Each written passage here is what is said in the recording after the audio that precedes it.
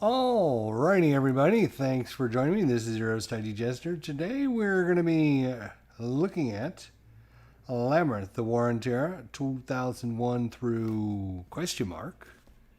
This is a game designed by Vocal Rinky and produced by GMT Games. This is the fourth printing, as you can see. So what is Labyrinth, you might ask? The War on Terror. It's a simulation of the struggle for the hearts and minds of the Muslim population. Kind of to sum it up for you guys. And so we're going to open up the box. You can see complexity is only 4 out of 10, or 4 out of 9, I guess. 4 out of 9. So pretty low, or well, they consider it medium, but low end of medium. And then 9 out of 9 because it is solo friendly, super solo friendly. So let's open up the box and see what we get inside, shall we? And I should mention, if you are joining us for the first time here, I actually have my brand new table mat here to make everything nice, neat, and organized, and not have to worry about it sliding or adjusting or anything like that. Hey, half of what you gave me yesterday. So, sorry about that. So, nice thick box, good quality box there. Artwork on the front is very manageable, doable. Makes it definitely a nice artwork on the front. I don't have any problems with that. Nice thick. You can see the thickness of these GMT boxes. Pretty sturdy stuff. Hey Viper Dave, how you doing, buddy? Good to see you. So I do have my new playmat here. As long as I can keep it clean.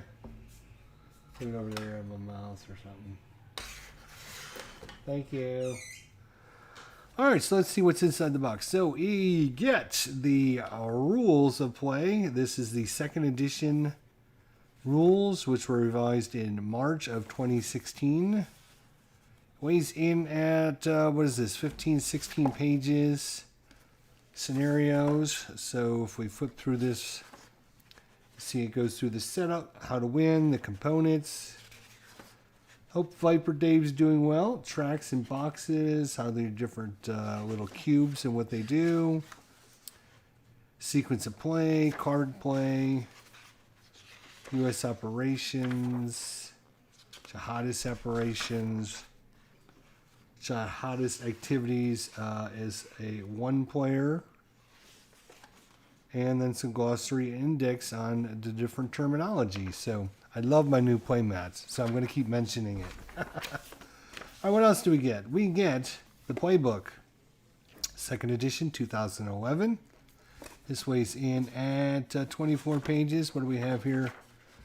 A tutorial of a two-player game, step by step, going through, kind of explaining what each playing a card or what they're doing. And hopefully they have this for solo as well. A one-player example of play. There we go. So, thank you, Viper. I love my new playmat. It keeps everything nice and sturdy instead of my stupid towel. So one-player example of play with the different cards and how things are going to happen. So we'll be reading through that. Guide to operations. And design notes, and then the event card background if you want to look that up, which we normally do when we play any of our coin games. I'm going to set this, I think, over here for now. We also have a, looks like a nice play aid here. And some flow charts for the jihadist activities and where they would go. And the U.S. operations. War of ideas, country tables, governance, posture, and prestige. And then we have jihadist operations with, again, the Looks like the flow chart on events and where to place them. We got a counter sheet. Looks like everything is already pre-rounded. Well, I shouldn't say everything. Everything up here and up here is actually pre-cut and pre-rounded. And then there is some square ones, just a few. So if you do plan on counter clipping this, which we do, doesn't look like we'll have too long a time to actually do that. Just a little section there and a little section here. The rest of these, yeah, pop out real nice, good quality. Thickness, as usual, from GMT. See if I can get this to focus in for you guys on the thickness there. You can see nice thickness. Punch in, punch out. Gotta love that. So I'll probably be clipping those as soon as I'm done here. And of course, a play mat, which we'll get out here in a minute. We have our usual GMT baggie of baggies with usually around 5 to 6 bags in there. We have dice, 3 black, and it looks like that's a very interesting color dice there. It's like a beige. You don't see that very often. That's nice. So normally I'm not too impressed with the dice that GMT likes to pass out, but to be honest, you know, they went through the extra effort just to not make it black and white, you know, which most companies would. So I do appreciate that. It's the little things that I enjoy, the little things in life. Yep, and then there's all your little pieces and cubes for the jihadists and for keeping track of everything. Nice little assortment of cubes there. We have a cards, obviously, being a card-driven game. And this looks like, I don't know if it's a US deck or if these are just, there's equal numbers, so I don't know without knowing it. Let's look at the artwork. It's okay. Are there short videos you're posting of the game you're designing? Yes, it is. So this is just a rehash, a reskin of this picture, obviously. All they did was put it through a green color scanner, added some green filter to it. That's basically all they did. I would have liked to see something a little better. You know, although, you know, artwork-wise, it's okay. Nothing to write home about, but I do like the look of the card, though. It's got the nice stripe here on the side. It is distinguishable that way, so, you know, I'll give them half credit for that. And let's just see if there's anything else.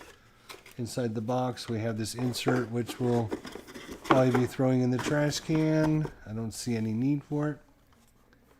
Let's go ahead and pop out the maps here. You know what we'll do? Well, actually, before we get to that,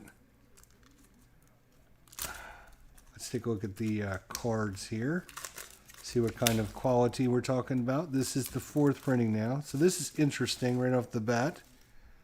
You can see there is a color variation there. Like this is the green, and then this is kind of the beige color on this side. So interesting. Looks like they're all beige.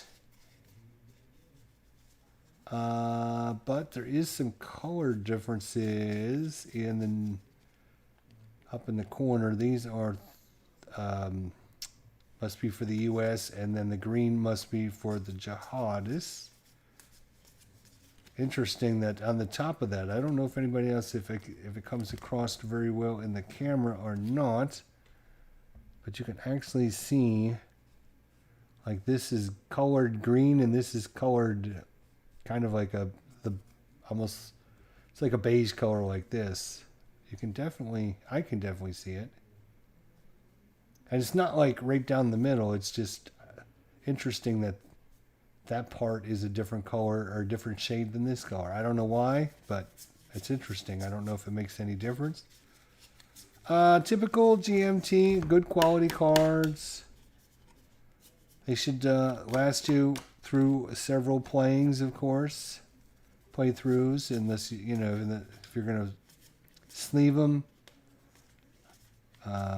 Text on them is not bad. Obviously, the artwork and the pictures, everything's pretty readable. So, yeah, I'm pretty happy with that. All right, let's take a look at our map board.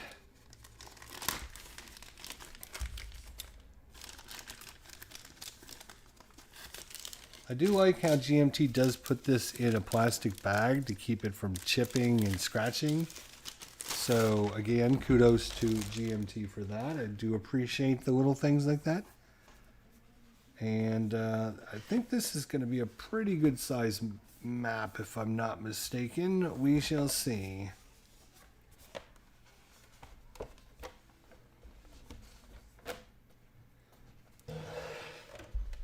There we go. I gotta move this actually out of the way again. Maybe over here, I guess. All right. I can't lay it flat because I've got pieces and parts over here on the side. But I'll try and do our best for you guys out there. Yep, nice thick quality map board pieces there. Very nice. Not too big, not too small. Looks like it's, you know, pretty much doable on a desk in my little play area, which is one of the reasons I decided to get this. Everything is nice and color coded and nice big places to put all your different tracks and everything, so that's nice. Looks good. Looks good. I've heard a lot of good things about Labyrinth. I have not played Labyrinth. Never really had the desire to play it, but I will have to say another good thing about the GMT boards. So I've gotten some other mounted boards from other game companies, and when you look at them, they're all warped, and so it looks like this one's pretty solid. So GMT does do a pretty good job with all their quality and stuff of putting their production together for their games, so I do appreciate that. Yeah, so that's what you're going to get inside the box of Labyrinth, the War and Terror, 2001 through whatever. We're actually, I saw in the news tonight, we're coming up on the 20th anniversary of 9/11.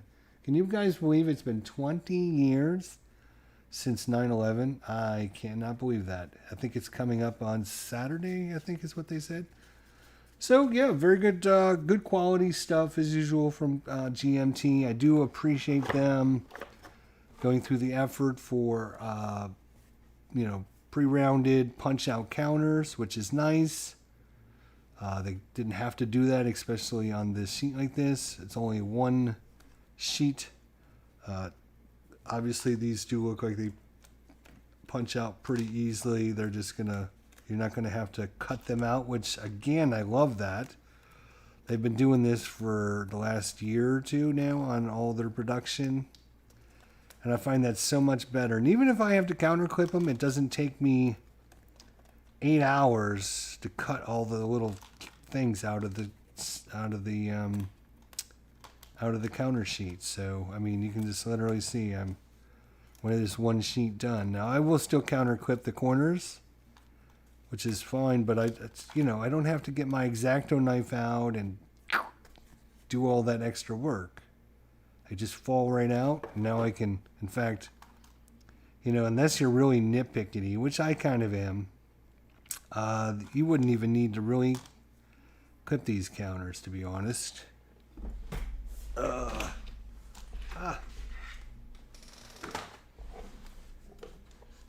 see if I can.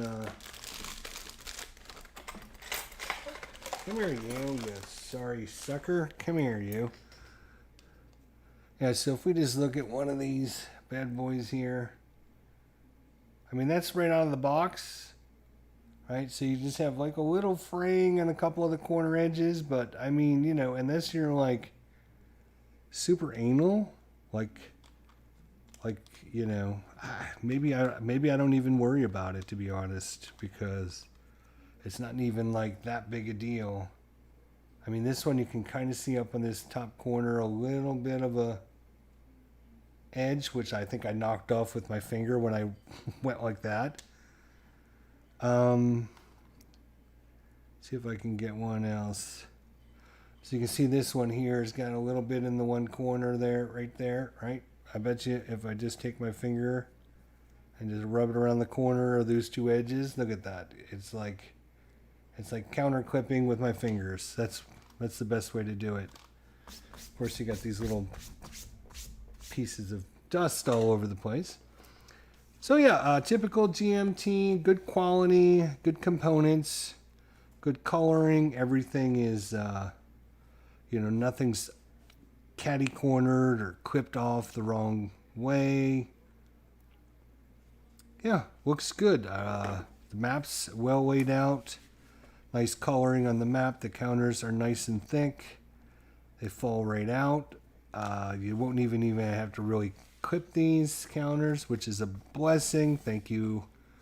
And the map, real nice. And once I get everything out of the way, I'll be able to lay it pretty flat on my table and take a look at it. So,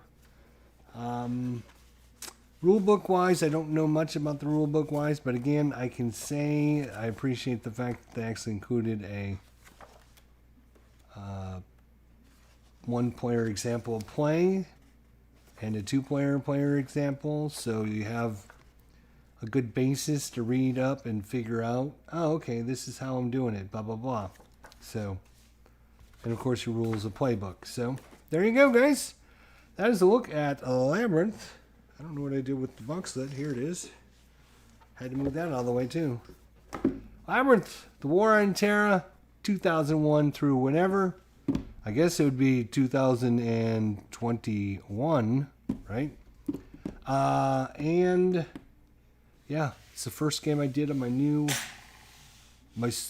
mat, my new game mat. So, which has got the nice rubber padding on the other side, so it won't move. Nothing adjusts. Everything can stay in one place. So, anyways, thanks for joining me, guys. We'll see you all next time. Have a good night, and we got a couple other boxes to look at, so I don't know if I'm going to do these tonight or another time. But anyways, I appreciate you coming out. Viper Dave, have a good evening. We'll see you guys soon.